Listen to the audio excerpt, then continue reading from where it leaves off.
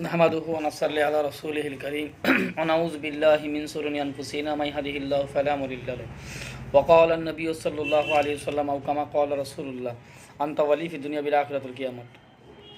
নাসিকে যে মাসুম বাচ্চাটা রেপ হয়েছে, আমি সরকারের কাছে আবেদন করব বাচ্চারা যেন ন্যায় বিচার পায়। আর মাননীয় প্রধানমন্ত্রীর কাছে আমার একান্ত অনুরোধ রইল,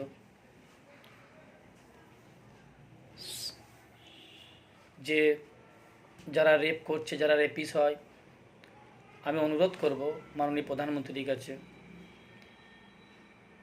যে মাসুম বাচ্চাটার অন্যায় কী ছিল। এক তোকে রেপ করলো, দ্বিতীয় নাম্বার ওর পাথরটা মেরে মুখটাকে পুরো ফ্র্যাকচার করে দিল।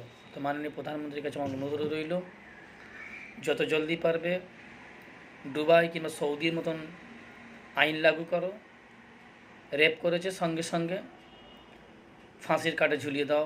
ইনশাআল্লাহ তাআলা এটাই খুশি হব।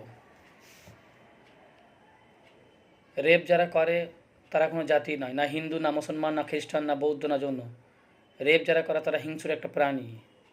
তো আমি ভারত সরকারের কাছে অনুরোধ করব, যত জলদি পারবে 80 থেকে ধরে আজ অবধি কত যে রেপ হলো, 80 বা 8 বছরের বাচ্চা।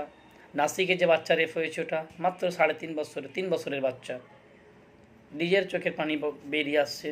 জানি না ওই মাসুম বাচ্চার মা কী অবস্থায় আছে। তো আমি ভারত সরকারের কাছে আবেদন করব, যত জলদি পারবে ওই বাচ্চাটার ন্যায় বিচার। বাচ্চা তো আর ফিরে আসবে না, কিন্তু আমার অনুরোধ রইল ভারত সরকারের কাছে যে ওই মানুষটা না দ্বিতীয়বার না যেন আর দুনিয়ার না মুখ দেখতে পারে, ওকে ওর জায়গায় পৌঁছে দেওয়াই বেস্ট। আসসালামু আলাইকুম রহমতুল্লাহ বরকাতুহু।